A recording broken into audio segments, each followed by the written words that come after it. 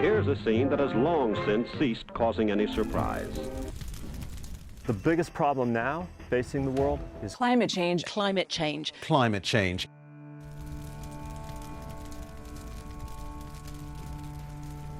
Just to stay on track would require rapid, far-reaching and unprecedented changes to all aspects of society. But what would these changes look like? And how could they be achieved? I spoke with 3 different people to try and understand what these changes may involve. I spoke to Peter in Virginia about escaping the rat race and going to live off-grid in Hawaii. I worked a corporate job on the mainland on the East Coast in Virginia for almost 20 years, and I got tired of the day-to-day grind, the rat race, and my wife felt the same. We literally went, 5,500 miles. We went from one extreme side of the country to the absolute other extreme side of the country. There's a definite learning curve there, and that the recognition of that learning curve is terrifying. Clearing was the first major obstacle. When we moved here, we picked the absolute worst time to move here. We're here the first day with machete cutting pathways into our jungle, in the middle of just a rain wave. It rained for probably 2-3 months solid, no breaks.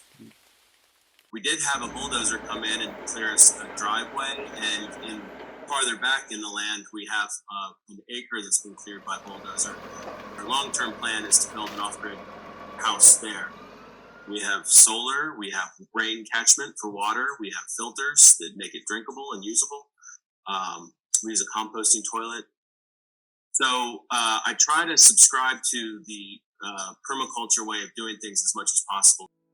I spoke with Milton, who helps co-manage the cooperative at Dawn Farm. The farm offers a place for addicts to rehabilitate, and the land is managed under a sustainable design principle known as permaculture. I was pretty drawn to just the whole idea of doing something different. Changing the way we live to be more sustainable. I'm really seeing it as a philosophical kind of stance, a way of being in the world. Seeing the beings all around me in the world that I share with, the trees and the plants and the soil life and the skunk that lives outside. How do I make decisions about what I'm going to do, but with them in mind? I lived in a condo when I first lived out here in Ann Arbor. I had very little space, but ultimately for me, that's what led me to the cooperative.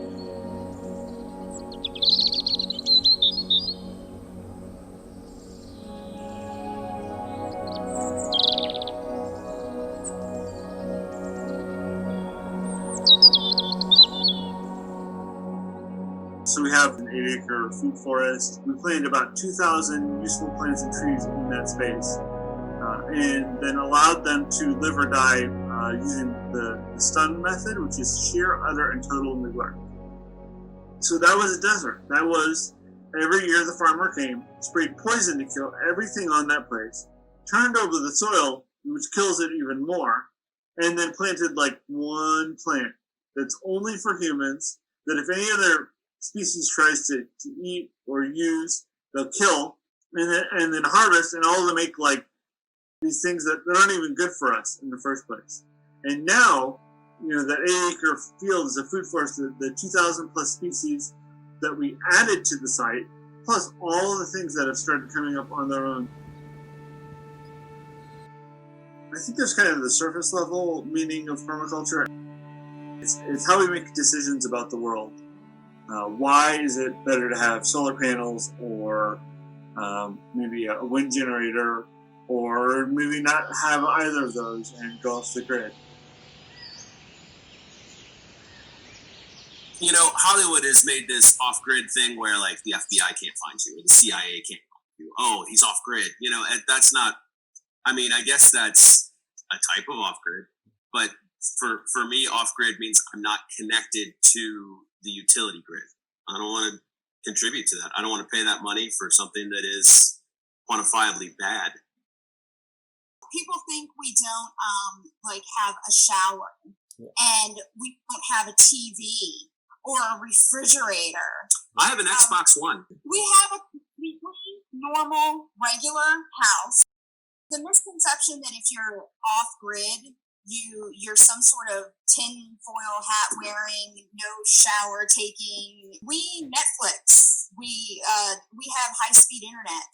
You can have a completely normal, traditional life, and at the same time not be taking power from the grid.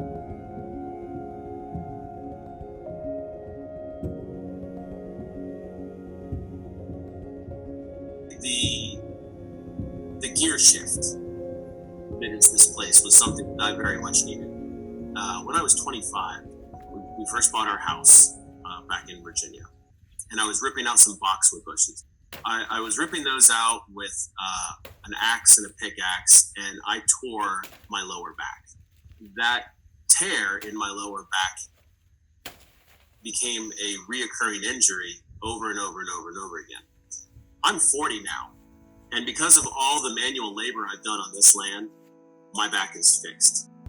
So yeah, there's something about this place. There really is. Immersed in nature, yeah, absolutely. But it's also about returning to a more, I don't want to say a primal, but a more natural existence for humans. It's a constant problem solving and physical, engaged. How do I make this better? How do I make this life better? How do I make my environment better equipped for me to exist in? That primal engagement is good both physically and mentally.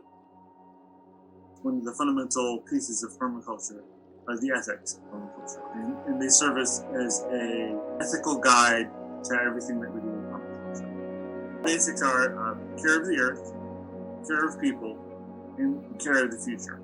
And I think permaculture's name actually kind of suggests that you know what we're looking for is a permanent culture.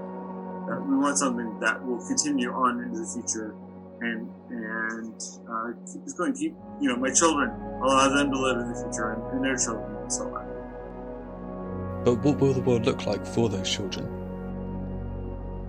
This uncertainty about the future has led some people to rethink having children. I spoke with Liz, who has made this choice, to try and learn more about the reasons behind this decision. This is actually a life choice that happened a long time ago. Back when I was in the 7th grade, I had an environmental sciences class. It covered a lot of topics, but one of the main modules that we worked on was talking about how population relates to the environment. And just something about that really stuck with me in a big way. I was just shocked by the fact that this was something that people didn't talk about openly, that this was something kind of secret and taboo. And the more that I researched it on my own over the years, the more marginal of a community it seemed like it was, of people who were thinking this way and who were actually really concerned with this idea that there are just too many human beings for the earth to actually sustain us all. It seems like a very misanthropic and pessimistic sort of viewpoint, but that is honestly what drives me to feel this way and to make this like big life decision. It's something that I wish that I could talk with more people about openly. Predominantly people live, and they're not even there. They're in their screens. They're not connected at all to the place. They don't know what kind of trees grow around them. They don't know what kind of plants grow around them. They don't know what's in season. They don't know what's good. They don't know how to eat it. I'm constantly accosting people and saying, hey, there's berries over there. Eat them. They're ripe, as they're just walking their dogs or jogging by or something. It happens that the only sunny spot in my yard is full of garlic. I've kind of started to cultivate a relationship with it. I'll cut the scapes and pull the bulbs up and give away garlic to people that just walk by. Hey, you want some garlic? So working with people is kind of at the root of it all. You know, you grow food to feed not just yourself, but also the people around you. You know, I just want to make this place that I live as resilient as possible. And I'm interested in whatever ways I can do that. We still have a 9 to 5. We still have the commute in the morning. It's still an unavoidable irritant. But we're doing it in Hawaii. You were saying you're surrounded by nature. It's more than just nature. You're in this raw earth, in a place that is still trapped in that original formation of the planet, where there's lava and there's salt water and there's crazy life. It's like stepping back in time. You are not just more engaged with nature, you're more engaged with the earth. Peter and Virginia's off-grid life is something I think many people dream of doing, especially in Hawaii. Realistically, it's not a lifestyle that everyone could change to, but what I learned from our conversation was how getting back in touch with nature and being more involved with the environment had really improved their life. So for me, I really think about it as a sensitivity to what's going on around you. When I moved to my home here, the common permaculture adage is wait 1 year before you do anything. I wanted to see what came up in the garden, what lives here. You know, I moved in the winter. I didn't know all the different kinds of trees that were here. I didn't know all the different kinds of plants. And I waited for them to come up before I started adding to it. Life is trying to exist in the cracks where people aren't paying attention. The way we as humans are living on this planet is not going to last.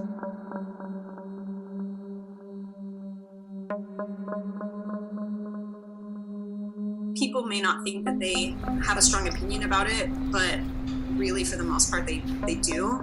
People will essentially just try to convince you that you're lying to yourself, that it's going to happen and you want it to happen and you're just being stubborn and selfish and all that kind of thing. I can't talk to my family about it. They think that I'm going to change my mind. It's led to some very uncomfortable conversations. Usually I just have to kind of tell them straight to their face, like, okay, this is getting too heated. Let's not talk about this because we're not seeing eye to eye. At this point, it's not a logical discussion. It's an emotional one, especially with my mom. And I get it.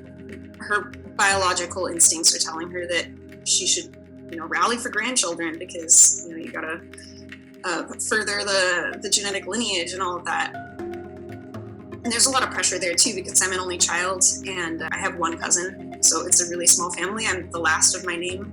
My mom gave birth to me when she was 32, and so I'm a few years off from that. And I think that once we encroach on that, she'll double down her efforts.